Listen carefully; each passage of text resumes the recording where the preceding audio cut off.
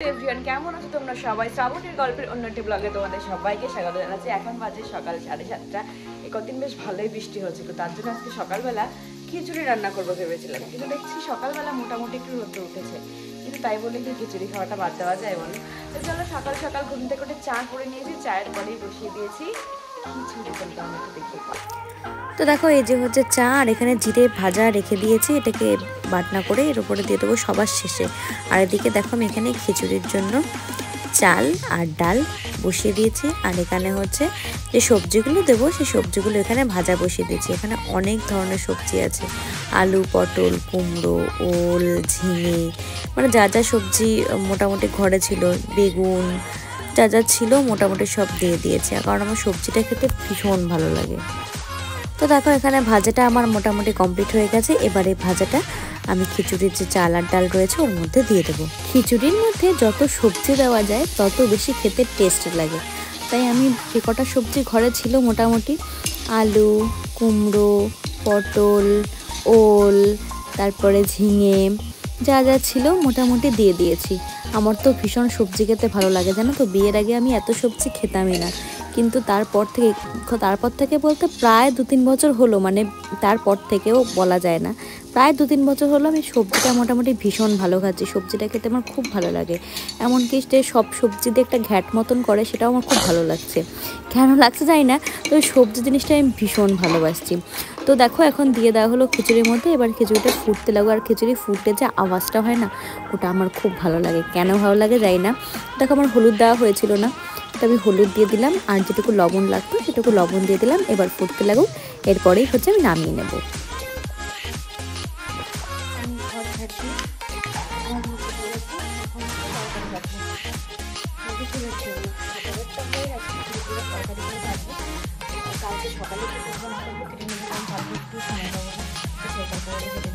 আমার কমপ্লিট।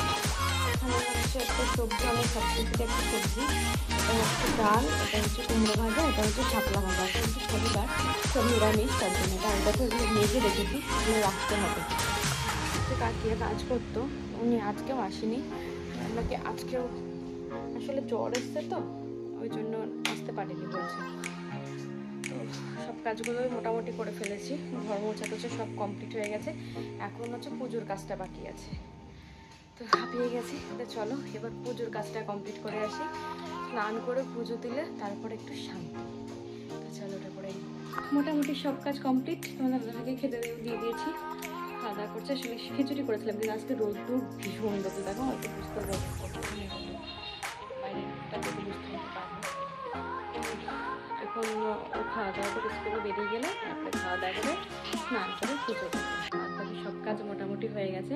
আজকে সুন্দর রোদ রয়েছে, দেখো দুটো বালিশ ছিল, তারপরে যে কম্বলগুলো ছিল 2-1টা দিয়ে দিয়েছি রোদ্রে, একটু রোদ্র কারণ আমি যখন পুরীতে গেছিলাম তারপরে তো ওগুলো নিয়ে গেছিলাম, কিছু কম্বল নিয়ে গেছিলাম, ট্রেনের মধ্যে ভীষণ ঠান্ডা লাগে, নিয়ে গেছিলাম, তখন কেটে দিয়েছিলাম, কিন্তু শুকাতে পারিনি, একটু রোদ্র পেয়েছিলাম না, তো তার জন্য এমনি ঘরে শুকিয়েছিলাম।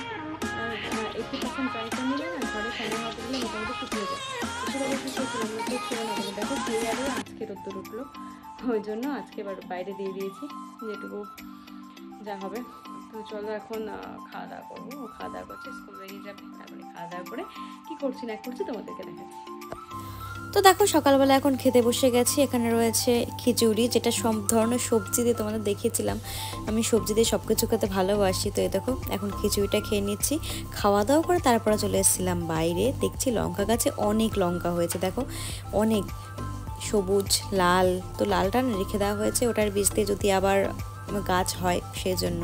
আর শুধু লঙ্কা না, দেখো অনেকগুলো ফুলও হয়েছে, সেখান থেকে আবার লঙ্কা হতে পারে, সেগুলো দেখালাম। আর এই লঙ্কাগুলো না ভীষণ ঝাল, আর গাছ থেকে টাটকা পেরে যখন সিদ্ধ, মানে আলু সিদ্ধ দেওয়া হয় না, তখন আরও যেন টেস্ট বেড়ে যায়, এই জন্য গাছেই থাকে, যখন প্রয়োজন হয় তখন ওখান থেকে নিয়ে নেওয়া হয়।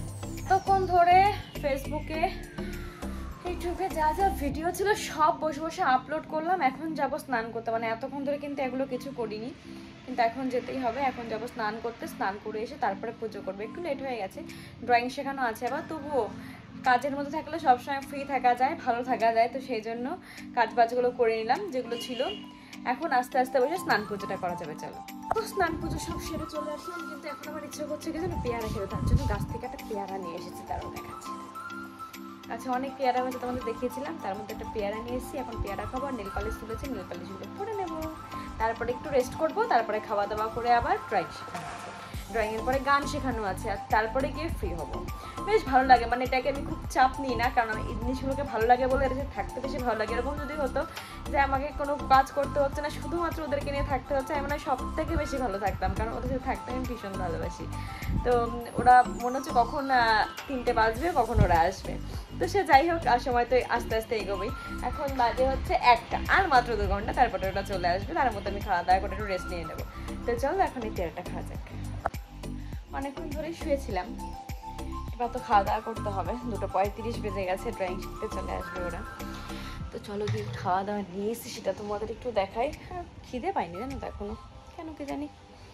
তো কি কি রান্নাবান্না হয়েছে, রান্নাবান্না অনেক কিছু হয়েছে, আমি এই দুটো নিয়ে এসেছি, তোমাদেরকে দেখাচ্ছি। চলো দেখো, এখানে চলে এসছে ডাল, আর একটা নিরামিষ তরকারি হচ্ছিল, সেটা একসাথে নিয়ে এসেছি, লেবুটা নিয়ে এসেছি এর সাথে, আর হচ্ছে কুমড়ো ভাজা একটা নিয়ে এসেছি, আর চিপস দিয়ে এখন ওটা মেখে ঝটপট করে খেয়ে নেবো, কারণ ড্রয়িং শেখানোর সময় চলে হয়েছে।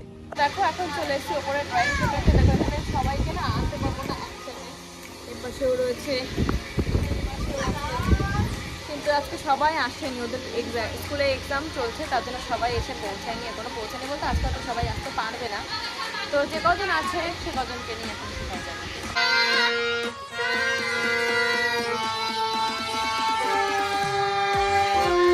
দেখো অবশেষে একটু ফ্রি হলাম, মানে পুরোপুরি এখনো ফ্রি হয়নি। গান শেখানো শেষ করে ঘরটা গুছিয়ে নিয়ে দেখো বিছনাও করে নিয়েছি, বিছনা করে নিয়ে ঠাকুর শয়ন দিয়ে রান্নাঘরের সমস্ত কাজ করে আটা মেখে রেখে এসেছি, দুধ জাল দিয়ে রেখে এসেছি। এখন যেটা করব সেটা হচ্ছে রুটি করব, কিন্তু একটু বাদে। আটা মাখার পরে আমার এখন চাউমিন খেতে ইচ্ছে করছে, তাই তো দাদাভাইকে বললাম যে একটু চাউমিনটা আছে নাকি দেখো, আজকে একটু শনিবার আমি আলু দিয়ে করবো, তো আলু, তারপরে একটু চাউমিনটা খাবো, চাউমিন অল্প একটু খাবো, আর একটু রুটি খাবো, মানে দুটোই হাফ হাফ করে অল্প একটু করে খেয়ে নেবো। তো আজকের ব্লগটা আর বেশি বড় করছি না, যদি এই পর্যন্ত আমার ব্লগ দেখে থাকলে কী করতে হবে, লাইক শেয়ার কমেন্ট করে পাশে থাকতে হবে। তো চলো এখন টাটা, বাই বাই, দেখা হচ্ছে নেক্সট ব্লগে।